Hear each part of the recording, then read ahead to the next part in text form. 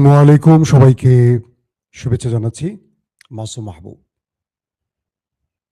মাসুম ভাই, আপনার জন্য অপেক্ষা করছি। আরিফুল আলম, শেরপুর কামারচর থেকে। ভাই, সবাইকে ধন্যবাদ জানাই। মনির নাটোর থেকে। জি। পিন্টু মিস্ত্রি নাকি? সবুজ পাবনা থেকে। দিনাজপুর থেকে মালেক কি? হাতিয়া থেকে শাহাবুদ্দিন। দর্শক, আপনারা কি শুনতে এবং দেখতে পাচ্ছেন ক্লিয়ার?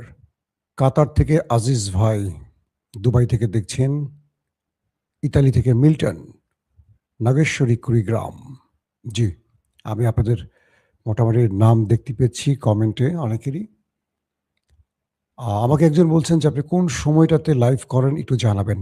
আসলে এটা নির্ধারিত একদম চূড়ান্তভাবে বলা কঠিন, কারণ হাতে ব্রেকিং খবর আসার সঙ্গে সঙ্গে চেষ্টা করি আপনাদের দেবার জন্য। তারপরও একটা সম্ভাব্য সময় আপনাদের জানিয়ে দিই, সেটা সকাল 10টা থেকে 11টার মধ্যে একবার লাইভে আসার চেষ্টা করি, বা সকাল 10টা থেকে 12টার মধ্যে একবার আসি।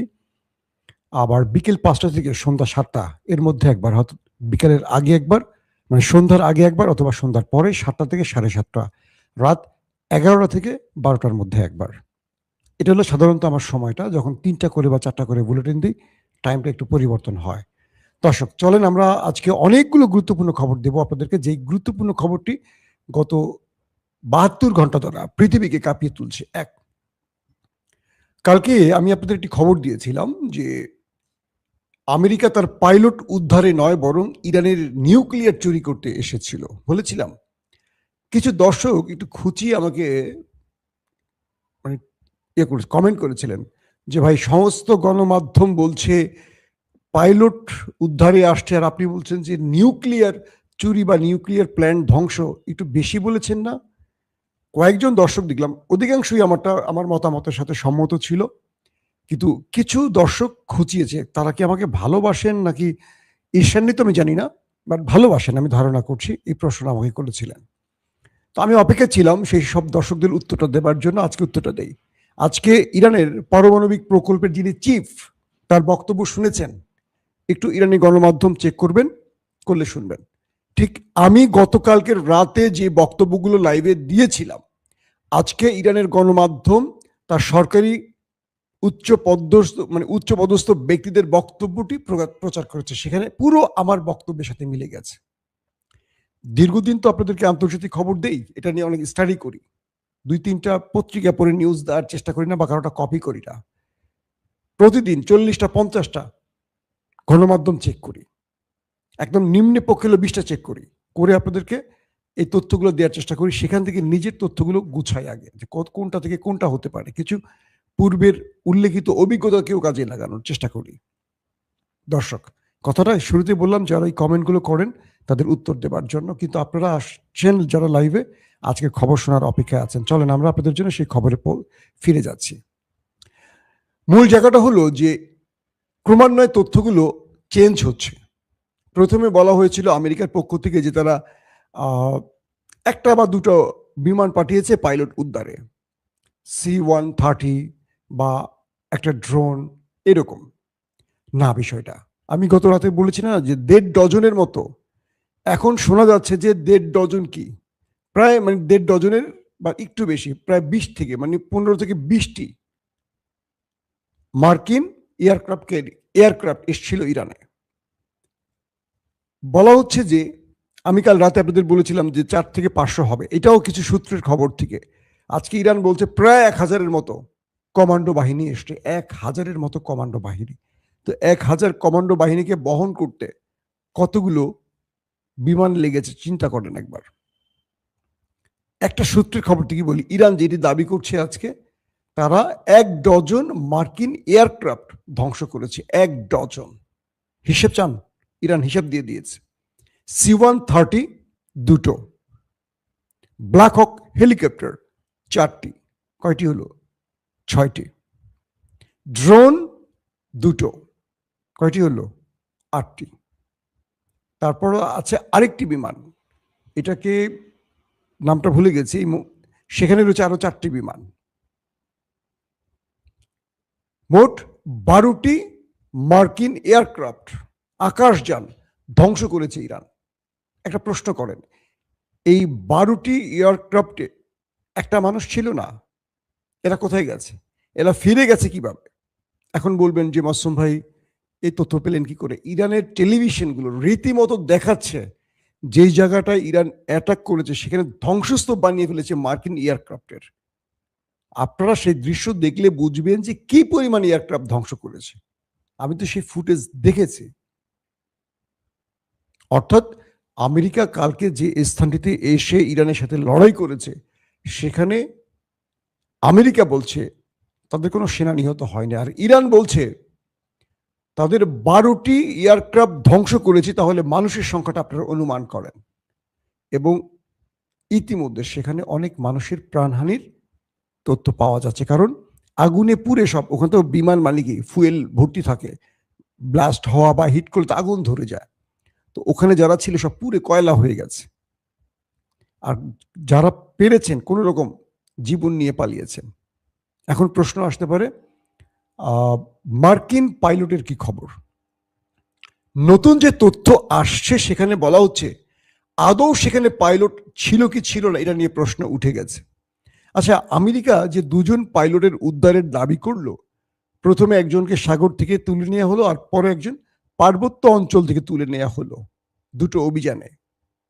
এই দুজনের কারো ছবি কি আমেরিকা দেখিয়েছে এই পর্যন্ত? বা CNN, BBC, Reuters, AP, Fox, Wall Street Journal, New York Times কেউ দেখিয়েছে ছবি?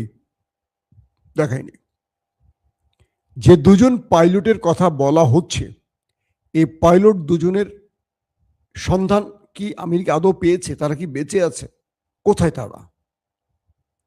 একজনেরও ছবি এখনো দেখায়নি, আমার চোখে পড়েনি। যদি আমার ভুল হয় আমাকে আপনারা বলে দিবেন যে হ্যাঁ দেখানো হয়েছে।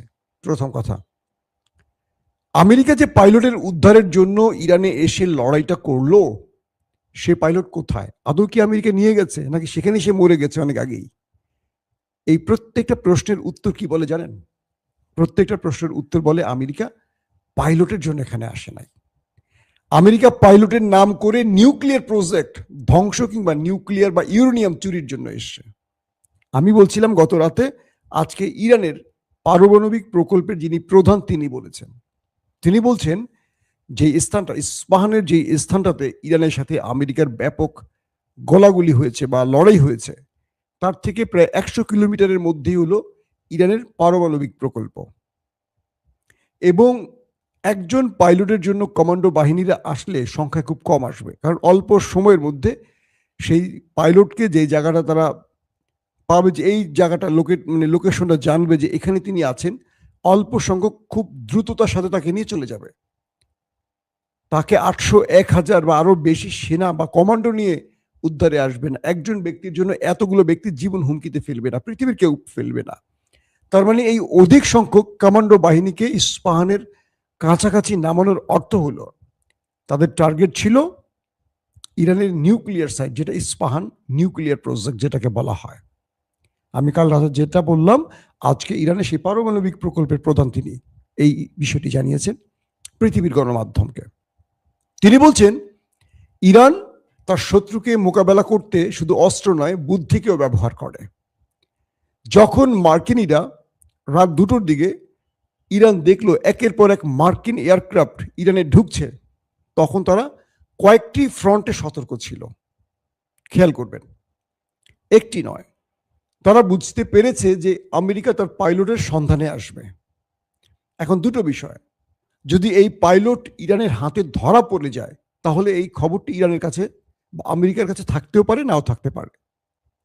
আবার যদি এই পাইলট ইরানের কাছে ধরা পড়ে যায় তাহলে আমেরিকা যে স্থানটিতে অভিযান চালাতে এসছে, ইরান সেখানে শুধু আক্রমণ করবে, পাল্টা তো করবে আমেরিকা।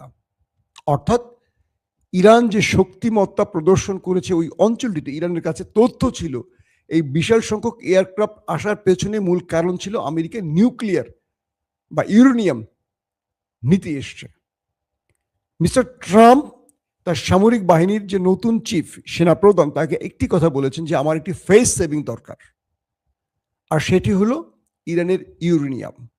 যদি এই যুদ্ধে আমি ইউরেনিয়াম হাতিয়ে নিতে পারি, এই যুদ্ধ আমি শেষ করে দেব এবং বিশ্বকে বলবো আমি ইউরেনিয়াম নিয়ে গেছি, ইরানের খেলা শেষ। ট্রাম্প এই যুদ্ধে ইরানের সাথে মুখোমুখি মানে সংঘর্ষ করে কতটুকু টিকতে পারবেন এটা নিয়ে সেনাবাহিনীর ভেতর থেকে যেহেতু প্রশ্ন আসছে, ট্রাম্পও বুঝতে পারছেন তিনি খার্ক আইল্যান্ডে তার বাহিনীকে নামিয়ে দিয়ে ফেরত নিতে পারবেন কিনা জীবিত, এটা নিয়েও তার মধ্যে প্রশ্ন আছে। তাই তিনি নানান রকম হুমকি ধমকির মাঝেই চেয়েছিলেন হঠাৎ করে একটা ভিন্ন ইস্যুর মধ্যে অন্য ইস্যু তুলে কাজ করবেন, যেমন পাইলট উদ্ধারের নামে তিনি ফার্ম কেটে আসবেন, বলবেন, ধরুন আমি ঢাকার একটা উদাহরণ দিয়ে বলি, তিনি পাইলট উদ্ধারের নামে গাজীপুরে আসার কথা, তিনি গাজীপুরে না এসে তিনি এসছেন কোথায়? যাত্রাবাড়িতে। কারণ যাত্রাবাড়ির পাশেই আমাদের পদ্মা সেতু, ধরেন পদ্মা সেতুটা ইউরেনিয়াম, কি বলে, নিউক্লিয়ার সাইট। এখান থেকেই ইরান বুঝে গেছে তাদের উদ্দেশ্যটা কি। ইরান মার্কিন এই বিশাল কমান্ডো বাহিনীকে শেষ পর্যন্ত লড়াই করে ইউরেনিয়ামের চুরির যে পথ, মানে কি বলে ইস্পান, এই পথ আটকে দিয়েছে। একদিকে তারা যেই অঞ্চলে পাইলট উদ্ধারের কাজটি করছে সেটা প্রায় 15 কিলোমিটার দূর, যেখানে বিমান ক্র্যাশ হয়েছে তার থেকে 15 কিলোমিটার দূর। তার মানে এটা একটা সন্দেহের সৃষ্টি করেছে যে পাইলট পড়ছে এখানে, 15 কিলোমিটার দূরে কেন আমেরিকা গেছে। দ্বিতীয় ইস্যুটি হলো, ইরান বুঝতে পেরেছে তাদের উদ্দেশ্য ভিন্ন। এই ভিন্ন উদ্দেশ্য বুঝে ইরান নিজেও সাজিয়েছে কয়েকটা ছক, যে আমেরিকা যদি পাইলট উদ্ধার করতে আসে তাহলে আমাদের এই টিমটি কাজ করবে এইভাবে। যদি আমেরিকার ভিন্ন উদ্দেশ্য হয় যে তারা 1000 কমান্ডো নেমে যাবে, ওই জায়গাটাকে দখলে নিয়ে আরো কয়েক হাজার কমান্ডো নামাবে, তাহলে প্ল্যান বি সেখানে কাজ করবে, যে কমান্ডো বাহিনী থেকে উড়িয়ে দেবে সবগুলোকে, যত পারে মিসাইল ডিজাইল মেরে যা করা লাগে, ড্রোন মেরে যা করা লাগে করবে। যদি আমেরিকা সেখান থেকে নিউক্লিয়ার সাইডের দিকে মুভ করে, তাহলে প্ল্যান সি যে ডিপার্টমেন্ট আছে তারা কাজ করবে। তো এইভাবে মূলত ইরান আমেরিকাকে ঠেকিয়ে দিয়েছে সে গভীর রাতে। বলা হচ্ছে ইরানের আক্রমণে প্রচুর সংখ্যক ট্রাম্প বাহিনী ওপারে চলে গেছে। 12টি এয়ারক্রাফটের মানুষ কত হতে পারে কল্পনা করেন। এখন এই লড়াই শেষে ট্রাম্প বুঝে গেছেন তিনি পরাজিত হয়ে গেছেন, তিনি আর পৃথিবীকে কিছু বলতে পারছেন না, কারণ আমেরিকা জাতি বলছে আমাদের কই সেই পাইলট, দেখাও তুমি, দেখাও তুমি, দেখাতে পারছে না। 2 নম্বর খবর, ট্রাম্প মঙ্গলবার ব্যাপক অ্যাটাক করবে ঘোষণা দিয়েছে, এবং এই অ্যাটাকের মধ্যে থাকছে কি, ইরানের সকল পাওয়ার প্ল্যান্ট, পানি শোধনাগার, তাদের সকল গুরুত্বপূর্ণ সরকারি স্থান, গুরুত্বপূর্ণ মানে কি, সবচেয়ে গুরুত্বপূর্ণ বা সংবেদনশীল কৌশলগত যে স্থানগুলো সামরিক বা বেসামরিক যেটাই হোক সেগুলো ধ্বংস করবে। ইতিমধ্যে ট্রাম্পের সুর পরিবর্তন হয়ে গেছে, কি তিনি ইরানের কাছে 45 দিনের যুদ্ধবিরতি প্রার্থনা করেছে, নট দাবি, প্রার্থনা করেছে। আমেরিকার প্রেসিডেন্ট ইরানকে বলছে আমাদেরকে 45 দিনের যুদ্ধবিরতি দাও। প্রশ্ন করেন তো, গত কদিন আগে যখন ইরানের দুটো বিমান ক্র্যাশ করলো, ইরান হিট করে ধ্বংস করলো, তখন ট্রাম্প 48 ঘন্টার যুদ্ধবিরতি চেয়েছে, ইরান দেয়নি। এবার সেই ট্রাম্প 45 দিন, ঘন্টা না দিন, যুদ্ধবিরতি চাচ্ছে কার কাছে? ইরানের কাছে। তার মানে ইরান যে কথাটি বলেছিল যুদ্ধের প্রথম দিনেই, যে আমেরিকা যুদ্ধ শুরু করবে আর ইরান শেষ করবে, ইরান তার সেই কথার উপর এখনো অটুট আছে। ট্রাম্প এখন 45 দিনের যুদ্ধবিরতি চায়, তারপর আলোচনার মাধ্যমে স্থায়ী যুদ্ধবিরতি। ট্রাম্প, তুমি ইরানের সাথে জীবনে লড়বা না, এটা জেনে গেছি আমরা। কারণ কি, তুমি বুঝে গেছো ইরানের শক্তি কোথায়। ইরান তার শক্তিকে গোপন রেখেছিল, এই লড়াইতে সেটা প্রকাশ করেছে। একটা প্রকাশ বলি, আমেরিকার প্রথম F-35 যে যুদ্ধ বিমান কেউ ভূপাতিত করতে আজও পারেনি, মার্কিন যুক্তরাষ্ট্রের সবচেয়ে পাওয়ারফুল যে যুদ্ধ বিমান 5ম প্রজন্মের, ইরান এটি ধ্বংস করেছে। ইরান দুটো, একটি নয়, দুটোই ইরান দাবি করেছে। প্রমাণিত হয়েছে একটি বা দুটির প্রমাণ হয়তো ইরান পরবর্তীতে দেখিয়েছে। কিভাবে সম্ভব? এতগুলো এয়ারক্রাফট, এতগুলো স্টিলথ প্রযুক্তির বিমান কিভাবে ধ্বংস করলো? ইরান বলছে তারা নতুন একটি আকাশ প্রতিরক্ষা সিস্টেম ইতিমধ্যে লঞ্চ করেছে, এবং সেটি দিয়ে তারা F-35 ফালিয়েছে। সেটি দিয়ে তারা বেশ কিছু ড্রোন, MQ-9 ড্রোন ভূপাতিত করেছে। এটি দিয়ে তারা F-15 বিমানও ভূপাতিত করেছে। অর্থাৎ ইরানের সমরাস্ত্রে নতুন করে যুক্ত হয়েছে একটি আধুনিক এবং ভয়ঙ্কর আকাশ প্রতিরক্ষা সিস্টেম, যেটি F-35 ফেলে দিয়েছে। এবার বোঝেন ইরানের প্রতিরক্ষা এই যুদ্ধের মধ্যে ইরান আপডেট করে ফেলেছে এবং তার হাতে পৌঁছে গেছে। তার মানে আগামী দিন আমেরিকা এবং ইসরায়েলের জন্য টেনশন হবে আমেরিকার ইরানের এই জমিন। কারণ কোথায় বসে থাকবে এই প্রতিরক্ষা ব্যবস্থা, কোত্থেকে হিট করবে তারা এখন বুঝতে পারছে না। এতদিন তারা ইরানে ঢুকতো, অ্যাটাক করতো, আরামসে চলে যেত। এখন তারা আরামসে যেতে পারবে না। এখন ইরান তার আকাশকে নিরাপদ রাখার জন্য শত্রুকে কঠিন শিক্ষা দিতে প্রস্তুতি নিয়ে গেছে। দর্শক, শেষ যে খবরটি দিয়ে শেষ করতে চাই সেটি হলো ইরান আমেরিকার ৪৫ দিনের যুদ্ধবিরতি সরাসরি নাকচ করে দিয়েছে। বলছে কোনোভাবেই সম্ভব না যদি আমাদের শর্ত মেনে আসো। কারণ ওরা জানে ৪৫ দিনের মধ্যে নিজেকে নতুন করে সংস্কার করে নিজের কি বলবো যে দুর্বলতাগুলো ঘাটতিগুলো দূর করে যেগুলো ধ্বংস হয়েছে সেগুলোকে আবার রিমেক করে আবারও তারা আক্রমণ করবে। কারণ এটা আমেরিকার জন্য পরাজয়, লজ্জা। এই লজ্জা আমেরিকাকে ঢাকতে হবে আরেকটি আক্রমণের বিজয়ের মধ্য দিয়ে। ইরান বলছে হরমুজ থেকে চলে যাও, ইউরোপ থেকে কি বলে গালফ থেকে চলে যাও, আমার ক্ষতিপূরণ দিয়ে যাও, আমার নিষেধাজ্ঞা তুলে দিয়ে যাও। আর ইরান বলছে পৃথিবী আগের জায়গায় ফিরে যাবে না, সময়ও যেমন আগের জায়গায় ফিরে যায় না। ইরানও তার আগের সিদ্ধান্ত আর থাকবে না। ইরানের এখন নতুন সিদ্ধান্ত, হরমুজ প্রণালীতে টোল দিতেই হবে। ইতিমধ্যে ইউরোপের বহু দেশ হরমুজে টোল দিয়ে তাদের জাহাজ আনা নেওয়া শুরু করে দিয়েছে। আমেরিকার কপালে পুরোটাই ভাঁজ পড়ে গেছে।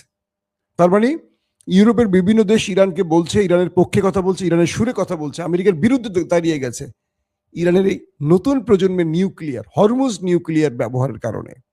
কারণ ইউরোপ পুরো অকেজো হয়ে যাচ্ছে, লকডাউন হয়ে যাচ্ছে জ্বালানি অভাবে, তাদের শিল্প কারখানা বন্ধ হওয়ার পথে। তো তারা বুঝতে পারছে আমেরিকা ইরানকে কিচ্ছু করতে পারবে না, এবং তারা বুঝতে পারছে হরমুজ ইরানের মূল ট্রাম্প কার্ড। আমেরিকা চেষ্টা করে কিছু করতে পারবে না, হরমুজে 2 মিনিটও টিকে থাকতে পারবে না আমেরিকা। এখন পর্যন্ত আমেরিকা তার সকল চেষ্টা করে ব্যর্থ হয়েছে। 3টি রণতরী তারা এয়ারক্রাফট ক্যারিয়ার আনছে, আব্রাহাম লিঙ্কন, তারপর কি বলে George Washington, George W Bush, তারপরে এনেছে কি তারা জেরার্ড ফোর্ড, যেটাকে আমরা বলি আর্টফোর্ড, সেটিও পালিয়েছে। হরমুজের ধারে কাছে আসতে পারে না 3টা পৃথিবীর সবচেয়ে বড় এয়ারক্রাফট ক্যারিয়ার নিয়ে। তো পশ্চিমারা বুঝছে না যে, ইউরোপীয়রা তো খুব ভালো করে বুঝছে যে আমেরিকা এখানে আওয়াজ দিতে আসছে, কাজের কাজ কিছু করতে পারবে না, ইরান খেয়ে ফেলবে। কারণ মাটির নিচে ইরান মাইন পুঁতে রাখছে কেন? এখন ইরানের চ্যালেঞ্জ কতটুকু গ্রহণ করবে আমেরিকা, যে তারা খার্ক আইল্যান্ডে নামবে কিনা শেষ পর্যন্ত। আগামী মঙ্গলবার, মানে মঙ্গলবারটি হলো এখন মূল টার্নিং পয়েন্ট, যে মঙ্গলবারে ট্রাম্প কি করতে যাচ্ছে ইরানে। কারণ ইরান বলে দিয়েছে যে আমার ভূখণ্ডে আক্রমণ হলে আমি ইসরায়েল আর গালফের কিচ্ছু রাখবো না, সব ছাতু বানায় ফেলবো। এখন তুমি সিদ্ধান্ত নাও, তুমি কি করবা। এই অবস্থা দাঁড়িয়ে আছে এখন ইরান আর আমেরিকা। দর্শক, আমরা শান্তির পক্ষে, আমরা যুদ্ধ চাই না। আবারও বলছি, আমরা যুদ্ধের পক্ষে নই, আমরা শান্তির পক্ষে। আমরা চাই যুদ্ধ বন্ধ হোক। সবাই ভালো থাকবেন। আল্লাহ হাফেজ।